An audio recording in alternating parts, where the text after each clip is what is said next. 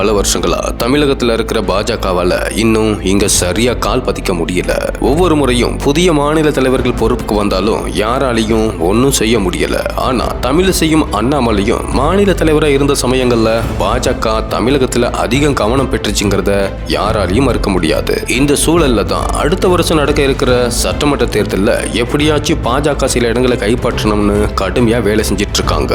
இப்போ தமிழக பாஜக தலைவரோட பதவி காலம் வேற முடிய போகுது. அடுத்த தலைவரை தேர்ந்தெடுக்கிறதுல பல பிரச்சனைகள் ஓடிக்கிட்டு இருக்கு.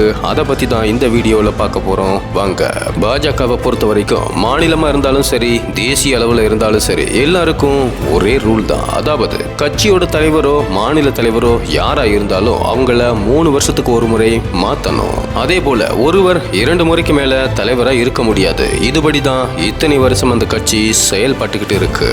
அமித்ஷாவுக்கு பிறகு ஜே.பி. நட்டா தேசிய தலைவர் அறிவிக்கப்பட்டதும் இந்த முறையில தான் தமிழகத்துல எல். முருகனுக்கு பிறகு ஜூனியரான அண்ணாமலைக்கு பதவி கொடுக்கப்பட்டதும் இந்த முறையில தான். சரி, இப்போ விஷயத்துக்கு வருவோம். இந்த மாசத்தோட மாநில தலைவர் அண்ணாமலையோட பதவி காலம் முடிய போகுது. அடுத்ததா அந்த பதவிக்கு யார் வரப்போறாங்கிற பேச்சுவார்த்தை 2 மாசத்துக்கு முன்னாடியே ஆரம்பிச்சிடுச்சு. இந்த முறை சீனியருக்கு பதவி கொடுக்கணும்னு ஒரு சிலர் சொல்லிட்டு இருக்காங்க. ஆனா கட்சி தலைமை திரும்பவும் அண்ணாமலையே அந்த பதவியில நீடிச்சா நல்லா இருக்கும்னு நினைக்கிறதா சொல்லப்படுதா. தலைமையோட இந்த முடிவுக்கு சீனியர்கள் அதிருப்தி தெரிவிச்சதா சொல்லப்படுது. இந்த விஷயம் ஒரு பக்கம் இருக்க, நேத்து மாவட்ட தலைவர் நியமிக்கப்பட்டிருக்காங்க. அதுலயே பெரிய பிரச்சனை உருவாகி மாவட்ட அளவிலான சில சீனியர்கள் கட்சியை விட்டு விலகிறதா அறிவிச்சிருக்காங்களாம். வேலூர்ல மாவட்ட தலைவரா தசரதன் என்கிறவரை நியமிச்சிருக்காங்க. ஆனா அதுக்கு எதிர்ப்பு தெரிவிச்சிருக்கிற இப்போதைய மாவட்ட தலைவர் மனோகரன், பொதுச் செயலாளர்கள் பாபு, ஜெகநாதன், மாவட்ட பொருளாளர் தீபக், இந்த 4 பேரும் கட்சியில இருந்து விலகிறதா அதிகாரப்பூர்வமா அறிவிச்சிருக்காங்க. இதனால வேலூர் பாஜகவுக்குள்ள சலசலப்பு உருவாகி இருக்கு. இங்கதான் இப்படி பார்த்தா இதே மாதிரி திருநெல்வேலியும் பிரச்சனை வெடிச்சிருக்கு.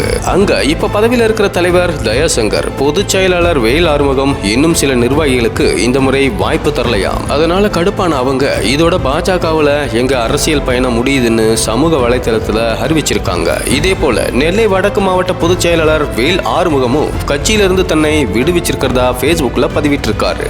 மாவட்ட அளவிலேயே இவ்வளவு பிரச்சனைகள், குளறுபடிகள், கட்சி விலகல்கள் நடக்குதுன்னா மாநில தலைவர் பதவிக்கு என்னெல்லாம் நடக்குமோன்னு தெரியலன்னு மூத்த நிர்வாகிகள் பேசிக்கிறாங்களா. கட்சி தலைமை அண்ணாமலையை ரொம்ப ஸ்ட்ராங்கா நம்புறதாவும், அதனால அடுத்த தலைவரா திரும்பவும் அவர் நியமிக்கப்படுறதுக்கு தான் அதிக வாய்ப்புகள் இருக்குன்னு சொல்லப்படுது. ஆனா இந்த போட்டியில சீனியர்களான நயினார் நாகேந்திரன், வானதி சீனிவாசன் போன்றவங்களும் லைன்ல இருக்காங்கன்னு தகவல்கள் வெளியாகி இருக்கு. இவங்களை எப்படியாவது பெருசா கவனிச்சுட்டு அண்ணாமலைக்கு திரும்பவும் வாய்ப்பு கொடுக்கவும் வாய்ப்பு இருக்கா. நாளைக்குள்ள மாநில தலைவருக்கான அறிவிப்பு வரும்னு சொல்லப்பட்டிருக்கு. வெயிட் பண்ணி பார்க்கலாம். தமிழக பாஜக தலைவரா யார் வந்தா தமிழகத்துல தாமரை மலர வாய்ப்பு இருக்குன்னு உங்களோட கருத்தை கமெண்ட்ல சொல்லுங்க. நன்றி.